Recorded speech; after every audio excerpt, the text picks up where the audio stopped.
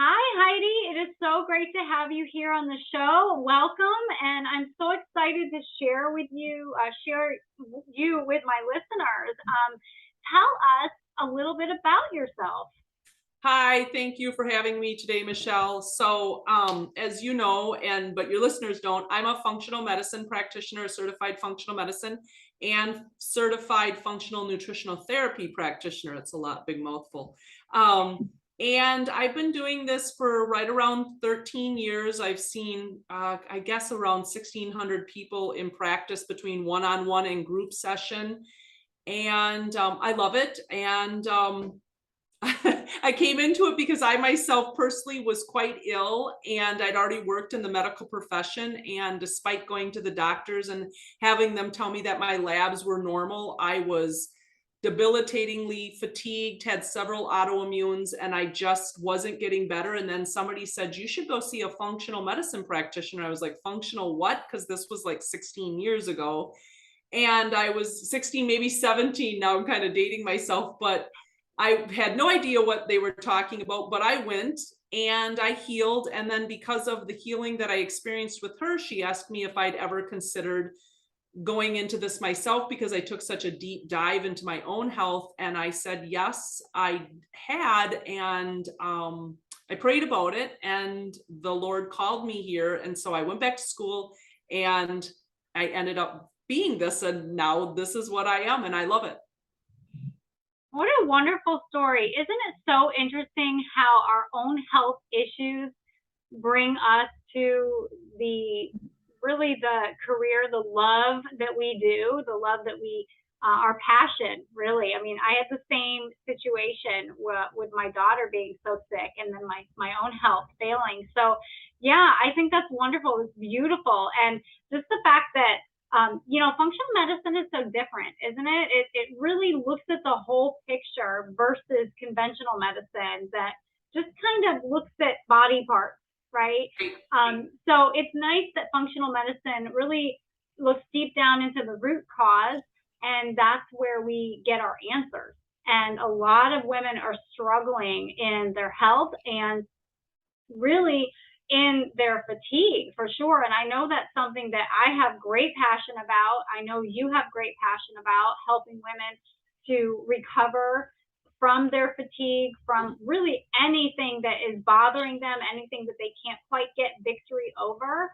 But that fatigue was a big part of your story, as was mine. So, because fatigue is so prevalent in women, especially, seems more so in women, and but doctors really aren't helping. They're not really helping with answers and solutions and really not talking about fatigue. So, can you talk about why it's so important to address the fatigue that women are having?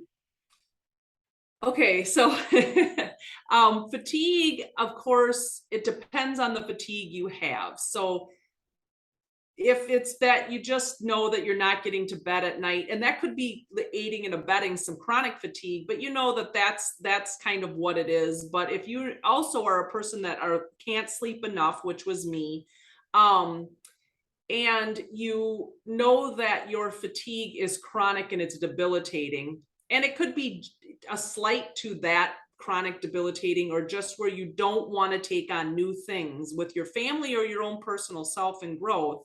Fatigue is actually a symptom of something bigger. That's the importance of it. And it's just like we could look at many things. I know we're talking fatigue, but it's like weight loss or something like that. It's like, well, if you have an inability to lose weight, it really means, or inability, or your something deeper is going on. That is a symptom. Like fatigue is a symptom to me. It is really that something is imbalanced, and I like to work in threes. I think it happens to help people kind of grasp this. Is that functional medicine is looking at gastrointestinal health, which it would include our immune system, diet, and our ability to digest and absorb of the microbiome, which is the immune. And then detox, which having a bowel movement every day is detoxing, and the same organs that are involved in detox are involved in digestion. And then neuroendocrine, which is the brain and the chemical messenger that's running that show. So when we become chronically fatigued, it means that those body systems, one or all three, are imbalanced. And generally speaking, not just myself in my practice, but doctors as well. If you go to any doctor, chiropractor, MD, DO, ND, they're going to say to you that that whatever people come to see them about, male or female, the secondary thing is, and I'm so tired, which really gets pushed to the forefront. It's the number one thing that healthcare workers, including myself, functional medicine, and I'm sure yourself as well, with your patients, clients, that you're hearing is that I have Hashimoto's thyroiditis, and they might not call it that big long name, but I have thyroid problems and I'm tired. And I can't lose weight and I'm tired. And it's all of these different things. And it really is, again, it's a symptom. And so to address it is to really look at the root cause, which is what you said is so awesome about functional medicine, because I don't want to simply chase your fatigue. And it's easy to chase something like a headache because here's an aspirin, but there's two with that is there's something deeper. You're imbalanced, but I don't want to chase that. I want to find out the root cause. I don't want to chase it with a cup of coffee is the deal, or a stimulant. Yeah, because that's putting a Band-Aid on the problem, and Right. you're just really creating another issue, and you're kicking the can down the road. And I work a lot with midlife women, and they've had a lifetime of kicking the can down the Yes. road with their health problems, and they're tired of it. They're tired of feeling sick and tired, and they just want answers, and they're not getting answers when they go to their regular doctor. And I know I have struggled with the same issue with my doctors as well, not feeling heard and not really feeling seen when it comes to getting my answers, my questions answered, and just knowing my path. Like, just tell me what to do. How can I fix it? So it is really, really important. I love that you said fatigue is a symptom of something bigger, because that is so true. And it's true with everything, right? So Absolutely. back to the headache. Why are you having headaches? So you have to look at the person as a whole, and that's why I love functional medicine, because it looks at, and holistic medicine, it looks at the person as a whole and not just individual body parts. So to kind of share with us, like, what would you say are the 3 root causes of fatigue? So technically, I'm not going to go into it, but I use this, or I am going to go into it, but I use this wheel and I call it the stress response. And on the wheel, there's actually 4, but I break it down to kind of 3s because I like to work in 3s, like I stated, which is emotional stress, dietary stress, and pain hidden inflammation. So that would be 1 right there, pain, and then / pain hidden inflammation. And the emotional stress can be acute, taking care of a sick child or a loved one that's aging. Like, for example, if your mother or father are starting to experience dementia or Alzheimer's, or starting to look at, long-term care outside of their home. It could also be the loss of a job, a loved one, moving, relocation, all of the cute things. But then there's the chronic stressors that play into emotional stress, that are like driving to work in LA in rush hour traffic, or a boss that you really don't like, but you can't give up the income because that would become acute, but it's becoming chronic. Or maybe it's that you're also in a toxic relationship with a significant other or a partner or a friend, even, that that you probably need to cut ties, but that toxic relationship is really, or maybe it's something in your past that you haven't brought to light that you need to work on. And that might take a tribe. You might be working outside of your functional medicine practitioner with a therapist, but nonetheless, that's the emotional stressor. And then the dietary stress is everything from eating foods that we know are causative, like sugar. And I don't want to say carbohydrates because I don't want to vilify them, even though they are vilified, but there are different kinds of carbohydrates. So of course, we know that they could be a burden, and it could also be that you're eating too much of a good thing. I mean, I personally follow more of a paleo ancestral health type diet, but I could overeat ancestral health type foods and it could become a burden to my system. And then it could be foods that are causing inflammatory response. Again, big ones are sugar and gluten, people know, or soy, even dairy. And it could be as much as that little bit of cream in your coffee. And people are like, I don't want to give up my heavy cream in my coffee. But it's like, if it's causing dietary stress, then that is causing an imbalance to those three body systems, because over time, that stressor is eliciting a response from your neuroendocrine system, your adrenals. And then the next is that pain, hidden inflammation. And that is all kinds of things from heavy metals that's hidden that you might not know you have. And we're exposed. The average person has 570 exposures to pesticides, heavy metals. Children, babies are born with 70. And I'm not saying they're heavy metal toxic, they just have those burdens. Then there's the things that are known. If you have an autoimmune, that's inflammatory, especially if it's not in remission. If you have bursitis or a hurt knee, but the hidden part is the part that we don't want to talk about, which is diarrhea, constipation, I don't digest, and also microbiome imbalance, which is called gut dysbiosis, too much bad, not enough good gut bacteria, again, not digesting, also parasitic or candida, which is a yeast fungal overgrowth. I mean, there's leaky gut. It could be all, one, none, but that's the hidden part. And so, we want to look at those things and then see within that stress response, which I call it the stress response blueprint, how it's causing imbalance to the three body systems, the GI, detox, neuroendocrine. And it's kind of goes hand in glove. Boy, yeah, I love that, because again, you're looking at the whole person. You're looking at the entire body, and you've got that gut brain connection, and there's so much related that our body was created brilliantly, and we need to embrace the bio individuality of that. 100%. Yeah, and like what works for one person's not going to work for another person. It's not going to work for us, and that's why I'm not a huge fan of diet mentality, because you do need to bring it back to yourself and what does your body need. Not everybody can eat a specific type. So it's like pick and choose what works for you. Pull a little bit from here, a little bit from here, but find what works for you. And that's how you will have optimal health and success in healing and recovering and all of that. So yeah, fatigue is a really, really big, I guess I would say it is a big symptom for sure. It is a big symptom that can become its own category of illness, like when you're talking about adrenal fatigue. And that's something that I greatly suffered with, so much so that they thought I had Addison's at one point.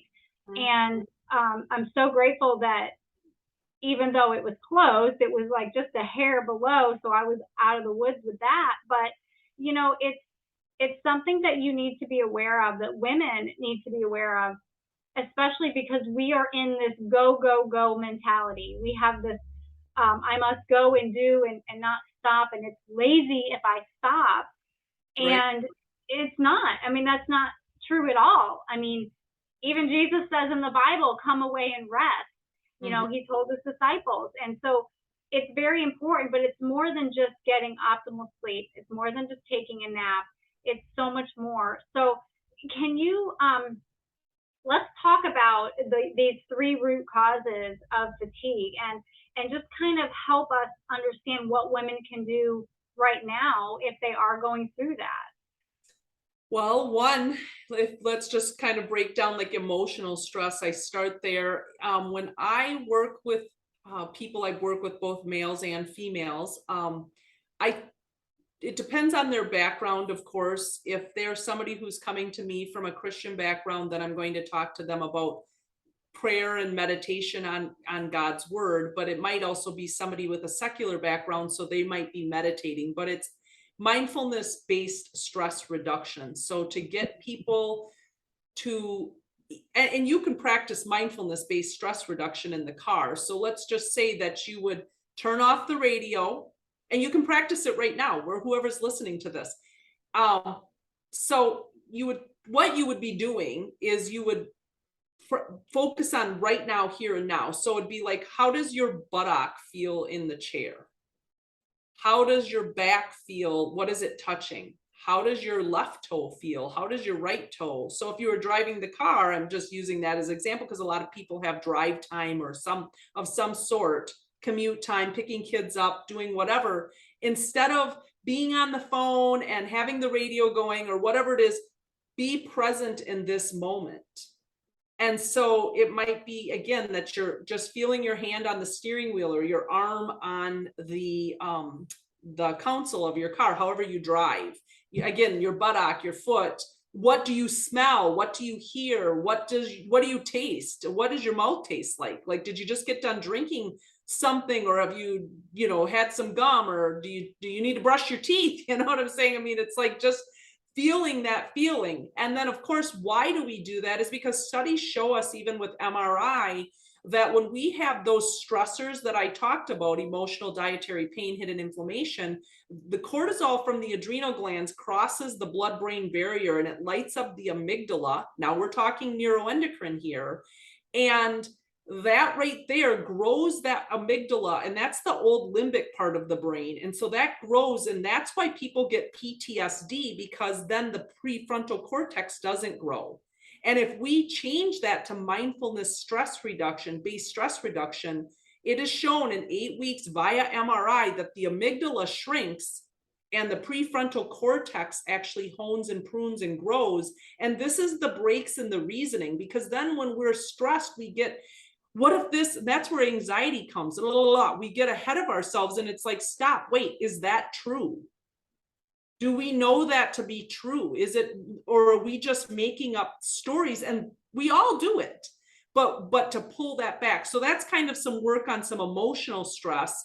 I'm just using that as an example. And even if you could say, but my dad is dying of Alzheimer's. Yep. And you still need to live in the present moment, because you might be getting ahead of yourself thinking what happens when dad dies.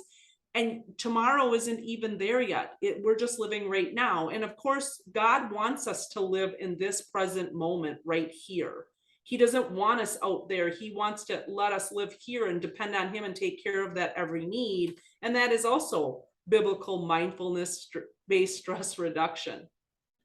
Then the next thing is the dietary stress. Of course, I would encourage any person. I mean, I know the big one is sugar, and everybody wants to give up sugar. My second thing would be give up gluten and really give it up. I mean, there's enough studies that are out there that I can show you, and this isn't just because somebody made this up as we went along here. The studies actually prove that gluten is deleterious. It causes gut issues. It's a protein molecule called zonulin. It's the mortar to the tight junctions, the brick and mortar of the gut. It opens that up and it causes what's called leaky gut, which I'm sure that you've talked about with your peeps here. And but gluten is also highly inflammatory. And then there's also the glyphosate, which is what desiccates or dries out the gluten. So there's that problem too. And all of that is, again, deleterious to the microbiome in the gut. So just that alone. But I can show you study after study after study. And people will say, well, I can't, what about gluten? It's so like birthday cakes and everything. Okay, then pick. If you make a homemade birthday cake and you have it once in a while, that's special. Walmart birthday cake, you can get one anytime. That's not special. The occasion you're doing might be special, but the birthday cake isn't. So go there and visit and give up the gluten and get it out of your life. And know that the size of a goldfish cracker, if you have like an autoimmune, can set you back 6 to 9 months, because your immune system sees that as a foreign entity and goes after it and raises the alarm and says, hey, foreign invader, and it causes inflammation. And inflammation is fatiguing. Think when you have a cold, you're inflamed. The flu, you're inflamed, you're tired. You're doing that chronically. So sugar and gluten, gotta go. Okay.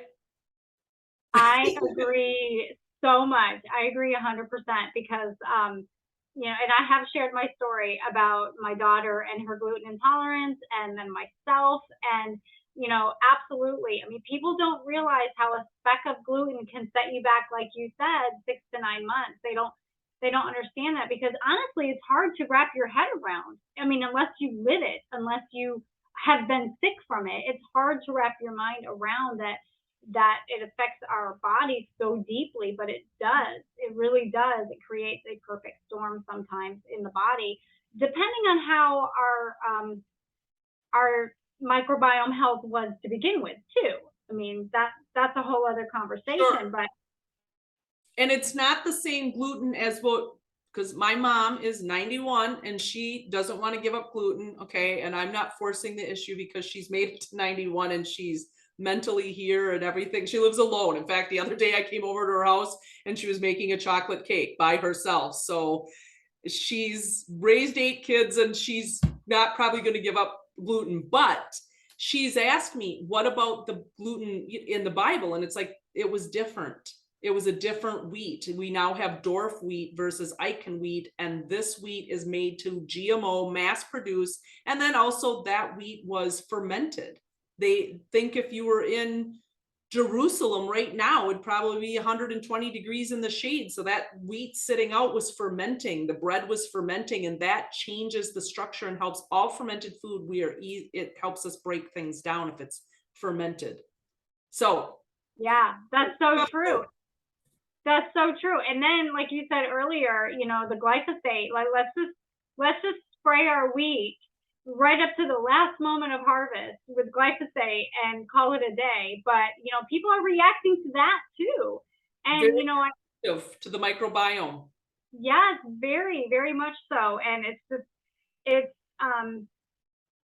really almost criminal, right? Like the way It is criminal. It is, but it's all about greed. It's all about time to market and greed. Yeah, it is. Yeah, for sure. And there's no need for it. But you know what? I've said this before, sickness sells, health does not. And so if we can keep big business going by keeping, people sick and unhealthy and unwell, then there's money in that. That's right. So that's unfortunate, but that it is. It's very sad. It's very heartbreaking too. Okay, let's go into the gut microbiome because I love to talk about this because again, it's all connected, and you've got that gut brain connection. The gut is the second brain. Let's talk about conditions like leaky gut, SIBO, IBS, H. pylori. Let's talk about all of those and how that being inflammation at the root, right, can greatly affect women that are struggling with their fatigue. Okay, so that's the hidden inflammation part. And generally speaking, digestion is a north to south process. So it starts actually in the brain, and your brain tells your gut via the endocrine chemical messenger to start, not your gut, your GI, I don't want to call it just loosely, your gastrointestinal tract to start to prepare to eat.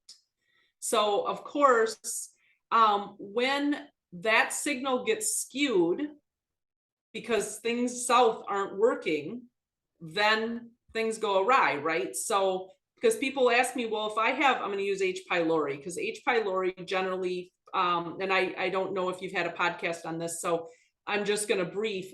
H. pylori is a corkscrew tentacle bacteria. It lives in a biofilm. It is a super bug. It can outsmart antibiotics. It lives in the stomach side of the gastrointestinal tract, which stomach acid has many, many different functions. One of them, though, is to bathe and disinfect our food. So nothing should be able to live in stomach acid because on a pH scale, it's equivalent to battery acid. But H. pylori puts out an enzyme called urease that neutralizes stomach acid, so it's able to stay there and live. Then it has these corkscrew tentacles that root into our gut lining, and that actually was proven in 1985 that that's how ulcers are formed. So this guy is highly inflammatory, and then he's living around H. pylori around the pyloric sphincter, and I'm going to use my finger here. So this is the stomach, and then this is the valve called the pyloric sphincter, and on the other end is the small intestine. So food shouldn't get digested, or I mean undigested food shouldn't move past this valve until it opens up. Why am I bringing this up with H. pylori? Because he neutralizes stomach acid so he can live. So now the lack of that stomach acid makes it so that things down south we have problems with. Because if that food is super acidic, when this opens up and that acidic food moves into the small intestine, I call it shocking the pool. The small intestine is for digestion and absorption. Bacteria shouldn't be living there. That's to live in the colon, the large intestine. So then we've lost our bathe and disinfect food. It's broken down into chyme. It moves into the small intestine, shocks the pool. And if we lose that, we lose many things just with this H. pylori. Stay with me. It will all come together. H. pylori has now neutralized your stomach acid. Your food isn't breaking down. Fats rancidify, carbohydrates ferment, and proteins putrefy. That's gas and bloating. Why? What happens if I burn and churn? I take and shake a fermented drink. It goes up. Okay. So most heartburn isn't coming because you have too little stomach acid, or too much stomach acid. It's too little. Okay. Now I've also lost the stomach acid. This guy finally reluctantly says, okay, he opens up. The undigested food moves into the small intestine. It puts a huge burden on the gallbladder and pancreas. So now we're talking pancreatitis, we're talking pancreatic cancer, we're talking loss of the gallbladder because the food isn't properly broken down. We didn't shock the pool, so the food is too big and too big of particle sizes. Where does everybody love to go at a party? The kitchen.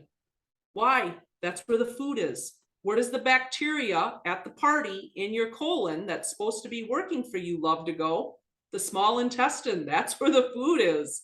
And that is SIBO, small intestinal bacterial overgrowth. And it's also gut dysbiosis, too much bad gut bacteria, not enough good. It's also a candida fungal overgrowth. And then what's happened because I don't bathe and disinfect and break my food down, the transit time slows up. And so the body, there's 3 parts of your small intestine, and at the very end of the small intestine is called the ileum. And if the body senses the food isn't broken down enough, it's called the ileal brake. And it will back that food up to stay in the small intestine. Okay, what is all of that doing? It's inflammatory. Food not broken down is inflammatory. Bacteria in the wrong chamber, bacteria in your mouth is inflammatory. You know that that's tartar. That's why we get gingivitis and cavities. Bacteria in the wrong chamber is inflammatory. H. pylori, roto-rooted tentacles on its head alone sounds inflammatory, causing ulcers. I mean, all of this, the lack of transit time, if people are constipated, that's inflammatory. And inflammation is stress. And whenever we have stress, we put out the hormone cortisol. And cortisol is the stress response hormone, as is adrenaline. But cortisol has a lot of functions. It can get involved in blood sugar handling. But in this case, it gets involved in putting and cooling the flame. Just like if you go and have a bug bite or a scratch on your hand and you go get hydrocortisone cream, that's the synthetic form of cortisol. So now over time, and the thought, and this might be new to some people, the thought was always, and I was raised on this thought as well, came through functional medicine, that the adrenals actually burned out. Okay, but that's not exactly true. Okay, so. Okay, let me go ahead and interrupt for just a second because I definitely want to talk about adrenal fatigue for sure. Okay. I want to talk about the cortisol aspect of it because I think that so many people need to know this. And so many women are not understanding this because it hasn't been taught to them. It's not something their doctors readily share with them. So I would love to have you back at another time. Would you be willing to come back and talk about that specifically, adrenal I fatigue? 100% would talk about adrenal fatigue and really what's called HPAD, hypothalamus pituitary adrenal dysregulation. But Yes, I think I probably went way off in the weeds, but all of that recap just to say what's going on, the hidden part, it's causing fatigue because you're not getting your nutrients. You're eliciting a cortisol stress response. That stress response, and look, that's the major part of digestion detox of the three body systems that I talked about being imbalanced. And then pretty soon it skews that signal back to the brain, and the brain goes, okay, you're not digesting, you're putting out too much cortisol, there's a fire going on constantly every time you eat, and your grandma is passing away. You see what I'm saying? And so then it's like insult to injury. So absolutely. I agree 100%. So I'm definitely going to have you back, Heidi, to talk about that, because that is something that's very near and dear to my heart. And so many of my clients have talked about that as well. And I have had the privilege of helping them get through that, through these adrenal fatigue flares and, different ways of handling their stress better. Like you talk about the emotional stress, the dietary stress, the pain, the hidden inflammation. And so, where can our listeners find you? How can they reach out to you if they'd like to learn more and possibly work with you? I have a website. And my name is Heidi Toy. So it's Heidi Toy Functional Medicine. So just all one word. I know well, no, it's not one word, but it's a long phrase. Heidi Toy. So last name is Toy, just like a child's toy. Heidi Toy Functional Medicine. And then I'm on all social media. Heidi Toy Functional Medicine on Facebook, Pinterest, Instagram. Well, the ones that matter, I guess. I'm sure there's more. I don't have a podcast or a YouTube channel, so yeah. But Yes, yes. thank you for that. Okay. Wonderful, wonderful. Well, it has been such a pleasure to talk with you, Heidi, and I'm just so happy that we were able to connect. And we'll definitely look forward to recording another interview very, very soon about adrenal fatigue and all roads about that. But thank you so much for You're welcome. Thank you coming for on having me. today. Sure, absolutely. Have a great day. Talk to you soon. All right, thanks. Take care. Bye.